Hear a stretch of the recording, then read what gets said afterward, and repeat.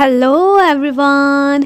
तो अब हमें दिखाते हैं कि जब श्याव उस बिजनेसमैन के फोन से सारा डाटा कॉपी कर रहा होता है तो उसी टाइम पर वो अपना फोन उठाने के लिए आगे बढ़ता है। अब श्याव जैसे ही पकड़ा जाता उससे पहले ही चूशाया एक ब्लंडर कर देती है। वो वहाँ के वर्चुअल गोल्फ के प्रोग्राम को टच करती है और उसकी मैग्नेटिक फील्ड की वजह से वहाँ पर सब कुछ खराब हो जाता है और ऐसी सेलिब्रेशन स्टार्ट होने लगती हैं कि जैसे उन्होंने गेम विन कर ली हो। अब वो इसी चक्रों में पड़े हुए होते हैं कि इस तरह से श्याओ को थोड़ा सा और समय मिल जाता है। चूशाया बार बार जाकर मैनेजर से माफिया मांगती है, लेकिन ये सब श्याओ को अच्छा नहीं लग रहा था कि ये इतनी सॉरी क्यों कर रही है। अब वो भी एटीट्यूड में आ गया था, उसे कौन सा इस जॉब की जरूरत थी। वो पहले ही उनका बैग फेंक कर कहता है कि मैं क्विट करता हूँ। चूशाया को लेकर जा रहा होता है कि वो मैनेजर बहुत गुस्से में आ जाता है, उन दोनों को एक धक्का देता है। श्याओ को अपनी नहीं लेकिन चूशाया की बहुत फिक्र हो रही थी और ये वो मोमेंट था, सबसे पहला मोमेंट जब शाया को लगने लगा था कि श्याओ बहुत स्वीट इंसान है और सिर्फ इतना ही नहीं, काफी हैंडसम भी है। अब मैनेजर उनसे पैसे मांग रहा था कि जो भी नुकसान हुआ है, लेकिन वो कॉम्पनसेशन तो एक वेटर की पूरे साल की सैलरी से भी ज्यादा थी। यहाँ पर श्याओ अपना ब्लैक कार्ड निकालता है और वो टेबल पर फेंकता चला जाता है कि इससे जितना भी बिल चाहो काट लेना। अब बाहर जाकर शाया कहती है कि क्या हमें फिर से सैर पर नहीं जाना मेरे क्लोज तलाश करने। वो उससे कहता है कि मैंने कुछ कमाना भी होता है और तुम्हें भी तो पालना है अपने साथ साथ। अब वो इतना रूडली बोल कर गया था कि शाया को लगा था कि थोड़ी देर पहले जो इतना केयरिंग बन रहा है वो एक्चुअली बहुत खड़ूस इंसान है। अब उसके बाद श्याओ अपनी नेक्स्ट पार्ट टाइम जॉब पर एक कॉफी शॉप में जाता है। वहीं पर ही जिन भी उसके पीछे पीछे आया हुआ था और उसने अपने साथ एक साइकेट्रिस्ट भी बिठाई हुई थी। श्याओ तो किसी साइकेट्रिस्ट को नहीं मिलना चाहता था।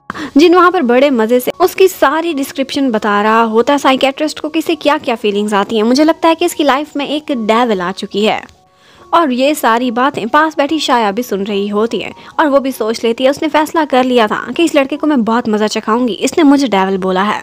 श्याओ एक्चुअली वहाँ पर भी इन्वेस्टिगेशन के लिए आया था और उसने ऑनर के लैपटॉप में से कुछ डाटा चुराना था और जो करने का उसे मौका मिल ही जाता है। अब थोड़ी देर बाद जब साइकेट्रिस्ट चली जाती है तो जिन जाता है वॉशरूम में और यही टाइम था चूशाया का उससे बदला लेने का। वो अपने अंदर की मैग्नेटिक फील्ड को यूज करती है। वहाँ पर बहुत सारे स्पार्क्स हुए थे जिसकी वजह से फायर अलार्म बजने लगा था और जब जिन बाहर निकलता है तो पूरा भीगा हुआ था और वो डर के मारे जाकर श्याओ को चिपक जाता है कि तुम्हारी लाइफ में जो आत्मा आई है उसने अब मुझ पर भी असर दिखाने शुरू कर दिए हैं। अब श्याओ सोचता है कि इसे बताने का टाइम आ गया है। वो उसे दिखाता है तो वो भी हैरान रह जाता है, बल्कि ये तो बहुत ही सुंदर लड़की है।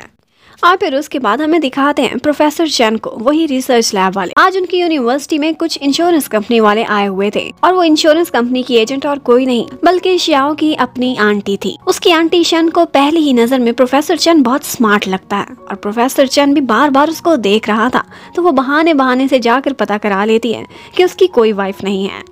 अब आंटी का तो यही मन था कि हम दोनों एक ही एज के हैं और सिंगल भी हैं, तो क्यों ना हम लोग लाइफ पार्टनर ही बन जाएं। उधर जिन को अब श्याओ ने हर बात अच्छे से समझा दी थी कि उसको शाया कैसे मिली और कैसे कैसे उसके साथ मेमोरी लॉस का हादसा हो चुका। अब वो लोग वहीं बैठे होते हैं कि अचानक से ऊपर आंटी आ जाती हैं और वो तो वहाँ पर शाया को देखकर हैरान ही रह गई थी और पूछने लगती हैं कि क्या तुम श्याओ की गर्लफ्रेंड हो, अगर नहीं हो तो प्लीज बन जाओ, तुम बहुत सुंदर हो, तुम दोनों इकट्ठे अच्छे लगोगे।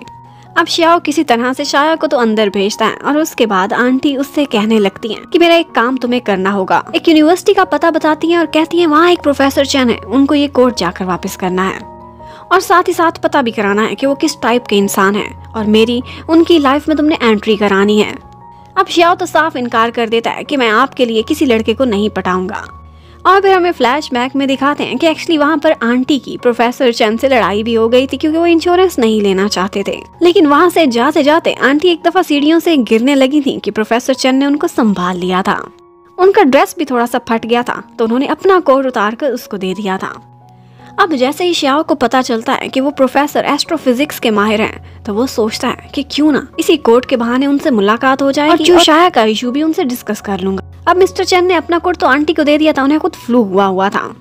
श्याओ उनसे बात करना चाहता था लेकिन वो उसे अंदर ही नहीं आने देते। ऐसे में चूशाया जबरदस्ती अंदर आ जाती है और उस वक्त इतनी इमोशंस में और गुस्से में कि वहाँ की भी मैग्नेटिक फील्ड इफेक्टेड होने लगती है।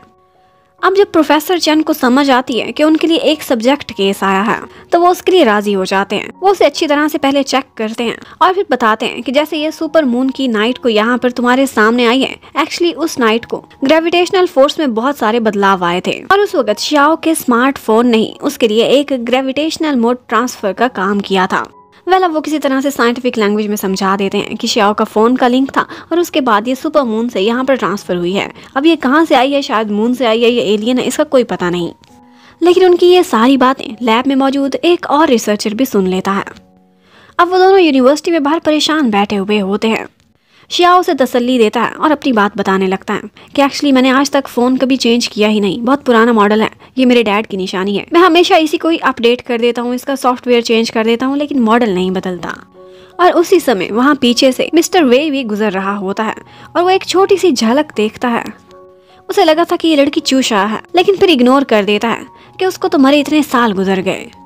और फिर हमें पता चलता है कि जब वो क्लिफ से नीचे गिरी थी तो उसका हाथ किसी और ने नहीं बल्कि वे नहीं छोड़ा था, उसके अपने बॉयफ्रेंड ने।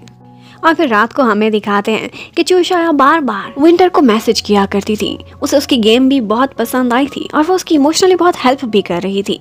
और विंटर, जो कि एक्चुअली श्याओ ही था, उसे हमेशा रिप्लाई भी किया करता था, कोई ना कोई ऐसी बात करता था जिससे उसे दोबारा एनर्जी मिलती थी और वो खुश हो जाती थी। उधर वे को आज फिर से वही सपना आता है। ये बुरा सपना 10 साल से उसका पीछा कर रहा था। अब वो सोचता है कि शायद मैं इसीलिए मूव ऑन नहीं कर पाया क्योंकि आज तक चूशाया का फ्यूनरल ही नहीं हुआ। इसी बारे में बात करने के लिए वो उसकी मम्मी डैडी के पास जाता है कि बहुत साल हो गए वो मिसिंग है, हमें मान जाना चाहिए कि वो मर चुकी है। लेकिन ये सुनकर उसके डैड को बहुत गुस्सा आता है। इवन कि उसकी मॉम भी उसे डांटने लगती है और कहती हैं कि तुमने जो करना है करो, लेकिन हम ये नहीं मानेंगे, एक दिन हमारी बेटी जरूर वापस आएगी। अब वे की बहुत इंसल्ट हो गई थी। जब वो बाहर आता है तो चिनजोए उसके इंतजार में खड़ी हुई थी। वो कहता है जो मैंने सोचा है वो मैं जरूर करूंगा, चाहे ये माने या ना माने। चिनजोए कहती है कि उसका फ्यूनरल करने में मैं भी तुम्हारी हेल्प करूंगी। फिर हमें श्याओ को दिखाते हैं। उसने जितना भी डाटा लोगों से कॉपी किया था उसके बाद वो इसी रिजल्ट पर पहुंचा था कि उसकी इन्वेस्टिगेशन में इनमें से कोई भी कल्प्रिट नहीं। एक्चुअली उसके डैड भी एक प्रोग्रामर थे। श्याओ उन्हीं की तरह से इंटेलिजेंट बना है। उन्होंने एक ऐप बनाया था जो कि बहुत एडवांस था, लेकिन एक रात पहले उनका ऐप किसी ने चुरा लिया था और खुद लॉन्च कर दिया था और उल्टा उनको ही सू कर दिया गया था और उनकी इतनी बदनामी हुई कि इस सदमे की वजह से उनकी डेथ हो गई। अब श्याओ अपने डैड का बदला लेना चाहता था। जिस कंपनी ने उनका डाटा चुराया था, 8 शेयर होल्डर थे जो अब अलग हो चुके थे।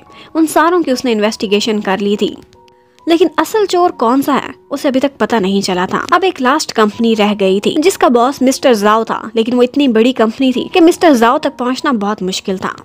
और फिर हमें चूशाया को दिखाते हैं। उसने ऑनलाइन शॉपिंग करके बहुत सारी चीजें ऑर्डर की हुई थी और सारा कुछ था बेकिंग का सामान। जिन हैरान रह जाता है कि तुमने इसे इतनी शॉपिंग कराई। लेकिन श्याओ का कहना था तुम एक ऐसी लड़की को कैसे रोक सकते हो जिसने नई नई ऑनलाइन शॉपिंग सीखी हो। श्याओ ने अपनी सीक्रेट बेस में उसके लिए एक किचन भी अरेंज कर दिया था। उसने सिर्फ सामान खरीदा था और उसने पूरा किचन उसके लिए, क्योंकि उसे अंदाजा था कि इसे कुकिंग का बहुत शौक है। लेकिन वो ऊपर ऊपर से इतना कोल्ड बनता है, कहता है ये मैं इसलिए नहीं कर रहा कि मुझे कोई तुम्हारी परवाह है, मैं इसलिए कर रहा हूँ कि जल्दी जल्दी तुम्हें कुछ याद आए और तुम मेरी जान छोड़ो। अब वो सबसे पहले कपकेक्स बेक करती है। अब सबसे पहले हिम्मत करके जिन उसे टेस्ट करता है और उसके बाद श्याओ भी हैरान रह गया था क्योंकि उसने कुकिंग बहुत अच्छी की थी। और फिर एक और सरप्राइज आता है हमारे लिए, क्योंकि श्याओ के घर पर आज चिनजोए आई थी। श्याओ उन लोगों को कमरे में बंद कर देता है और आराम से चिन से बैठकर बातें करने लगता है। एक्चुअली चिन एक लाइव स्ट्रीमर थी और उसे अपने कल के एक इवेंट के लिए, जो कि बहुत बड़ा था, श्याओ की हेल्प चाहिए थी। वो उससे कहता है कि डोंट वरी, मैं सब कुछ मैनेज कर लूंगा। वो दोनों बातें कर रहे होते हैं जबकि जिन और चूशा दोनों मिलकर उनकी बातें ऐसे सुन रहे थे कि जैसे श्याओ अपने क्रश के सामने बैठा हुआ हो और वो दोनों एक दूसरे को प्रपोज बस करने ही वाले हों। ये सारी कमेंट्री जिन कर रहा था। अब जैसे ही चिन वहाँ से चली जाती है तो श्याओ उनका बहुत बुरा हाल करता है। सबसे पहले तो वो जिन को मार मार कर, उसके बाद शाया की शामत आ जाती है। अब नेक्स्ट डे वही इवेंट आ जाता है। एक्चुअली वो फ्यूनरल का इवेंट था जो उसने लाइव स्ट्रीम कराना था और इस इवेंट को हैंडल कर रहा होता है श्याओ। उस टाइम पर श्याओ के पास शाया भी आ जाती है और वो भी देखने लगती है कि ये किसके फ्यूनरल का इवेंट है जो कि ऑनलाइन हो रहा है। इतने में वो लोग वहाँ पर शाया की एक फोटो लगाते हैं और वो देखते ही शाया खुद को पहचान जाती है। अब पहली दफा उसे पता चला था कि उसका नाम क्या है। अब वो श्याओ से कहती है कि सब कुछ छोड़ो और मुझे इसी जगह पर लेकर जाओ। अब श्याओ तो अपनी जगह से उठ गया था और उसके साथ ही लाइव स्ट्रीम भी बंद हो गई थी। और उधर वे शाया की फोटो के सामने खड़ा यही सोच रहा होता है कि अब फाइनली मेरे नाइटमेयर्स खत्म हो जाएंगे क्योंकि आज प्रॉपरली तुम्हारा फ्यूनरल कर दिया जाएगा। लेकिन जैसे ही वो मुड़ता है तो उसके पीछे शाया आकर खड़ी हुई थी। वो उसे देखते ही उसे बाजू से पकड़ लेता है, लेकिन एंड टाइम पर शियाओ पहुंच जाता है, जो कि आकर उसे पीछे हटाता है और शाया को हाथ भी नहीं लगाने देता। अब वे उन दोनों का पीछा करता उससे पहले ही मिस्टर जाओ वहां पर आ जाता है, जो कि हमें पता चलता है कि एक्चुअली वे का ही बिजनेस पार्टनर है। ये वही मिस्टर जाओ है जिसकी तलाश आजकल शियाओ कर रहा था। शियाओ ने अपने रोबो के थ्रू शाया की सारी इन्फॉर्मेशन निकलवा ली थी और उसे पता चल गया था कि उसके आईडी कार्ड पर उसका क्या एड्रेस लिखा हुआ है, उसने कहाँ से पढ़ा है और वो चाइनीज लोकल भी है, कोई एलियन नहीं। अब वो दोनों जब उसके घर की तरफ जा रहे हो तो वहीं पर ही चिन योई भी उनको देख लेती है। अब शाया अपने घर के बाहर पहुंची हुई होती है। वहां पर वो सबसे पहले अपनी मम्मी को देखती है, जिनकी फोटो उन्होंने डाटा के थ्रू निकलवाई थी। उसे उनको देखकर कोई याद नहीं आई थी, लेकिन फिर भी वो मामा कहती हुई उनके पीछे जाती है। उस वक्त उसकी बहुत स्ट्रॉन्ग इमोशंस उससे जुड़ी हुई थी, जिसकी वजह से मैग्नेटिक फील्ड में दोबारा से बदलाव आता है और उसकी मम्मी वहीं पर ही बेहोश हो जाती हैं। एक्चुअली उनको एक हार्ट डिजीज थी, जिसकी वजह से उनके हार्ट में एक चिप लगी हुई थी और वो चिप शाया की फोर्सेस की वजह से इफेक्ट और उनको हार्ट अटैक हो गया था। लेकिन थैंक्स गॉड वो टाइम पर हॉस्पिटल पहुंच जाती हैं और उनकी जान बच जाती है। लेकिन अब शाया का उनके सामने आना बहुत रिस्की था, क्योंकि वो अपनी मैग्नेटिक फील्ड को काबू में नहीं रख पाती थी और उसकी वजह से उसकी मामा की जान को खतरा था। यहाँ पर शियाओ को पता चलता है कि एक्चुअली उनकी एक बेटी थी जो कि 10 साल पहले मिसिंग हो गई थी और आज तक उसके मम्मी डैडी उसे ढूंढते फिर रहे हैं। अब शाया को पता चलता है कि वो 22 इयर्स की थी जब वो मिसिंग हुई थी और तब ईयर 2011 था और अब 2021 हो गया है। ये 10 साल कहाँ गए, वो कहाँ रही, उसे कुछ समझ नहीं आ रही थी। इतने में प्रोफेसर चैन उनको बुलाते हैं, क्योंकि उन्होंने अपनी रिसर्च के थ्रू कुछ पता चलाया था। वो सबसे पहले शाया को बिठा कर कहते हैं कि तुमने काम डाउन रहना है, जरा भी पैनिक नहीं करना। उसको तो बहुत कह रहे, लेकिन खुद वो काफी पैनिक लग रहे थे। वो उसे बताते हैं कि एक्चुअली तुम 10 साल पीछे से आई हो, तुमने टाइम ट्रैवल किया है। अब ये सुनकर शाया को गुस्सा आया था और दोबारा से उसकी मैग्नेटिक फील्ड चेंज होने लगती है। वो उससे कहते हैं कि इससे ज्यादा और मैं कुछ भी नहीं बता सकता, ये क्यों हुआ ये भी नहीं पता, वापस जाने का रास्ता कैसे बताऊं। हाँ, मैं इतना जरूर कर सकता हूँ कि तुम्हारे लिए एक डिवाइस रेडी करूंगा जिसके थ्रू तुम अपनी मैग्नेटिक फील्ड को कंट्रोल में रख सकती हो, लेकिन इसके लिए बहुत सारा पैसा लगेगा और मेरी लैब में तो फंड्स की बहुत कमी है। अब वो शियाओ को देख रहे थे कि जैसे वही बिल पे करेगा, लेकिन ये सारी बातें दोबारा से उनका असिस्टेंट सुन लेता है और सोचता है कि इस लड़की को अपनी टाइम ट्रैवल रिसर्च में भी यूज कर सकते हैं। अब शाया बहुत परेशान थी, उस स्टेडियम में जाकर दोबारा से जंपिंग करने लगती है कि जहाँ पर मैं आई थी शायद यहीं से ही वापस लौट जाऊं, कोई फोर्स मुझे ऊपर खींच ले। और यहाँ पर वो भागती हुई आकर शियाओ को हक भी करती है कि मैं इसकी बाहों में गिरी थी, शायद इसकी बाहों से वापस लौट जाऊं। लेकिन ऑफ कोर्स ये नहीं हो पाता। यहाँ वो इतनी अपसेट थी कि उसको चीयर अप करने के लिए शियाओ एक QR कोड बनाता है और बताता है कि बचपन में मेरे डैडी मेरे साथ बिल्कुल इसी तरह से खेला करते थे। ये QR कोड एक पहचान होता है, इसी तरह से तुम्हारी भी एक पहचान है। अब चाहे जो भी जमाना हो, जो भी जगह हो, तुम्हें ये पता चल गया है कि तुम चूश आया हो, तुम कौन हो तुम जानती हो। अब परेशान होना छोड़ो और अपनी लाइफ यहीं से जियो। अब उसकी बातों से कहीं ना कहीं उसे काफी तसल्ली हो गई थी, लेकिन मिस्टर वे की हालत देखने वाली थी। वो अपना सारा गुस्सा एक्सरसाइज करते हुए निकाल रहा था और सोचने लगता है कि मेरा नाइटमेयर रियलिटी में बदल गया है या फिर मेरी रियल लाइफ एक नाइटमेयर बन जाएगी अब से। जबकि उधर शाया चोरी चोरी अपने मम्मी डैडी को देखने के लिए जाती है जब उसकी मम्मी हॉस्पिटल से डिस्चार्ज हुई थी। उनके एरिया में सारे स्ट्रीट लैंप्स खराब थे, बूढ़े मम्मी डैडी के ऊपर जाने में दिक्कत हो रही थी। तो यहाँ पर शाया अपनी सुपर पावर्स को यूज करती है और उनके सारे रास्ते में रोशनी कर देती है। आज पहली दफा शाया को कुछ यादें आने लगती हैं। ये उसके बचपन की यादें थी और इन्हीं सीढ़ियों में बैठकर कैसे उसने अपने डैडी के साथ रेनबो पेंट किया था, लेकिन इसके अलावा उसे और कुछ भी याद नहीं आ रहा। और यहीं पर ये पार्ट खत्म होता है। Thank you for watching, stay connected, bye bye.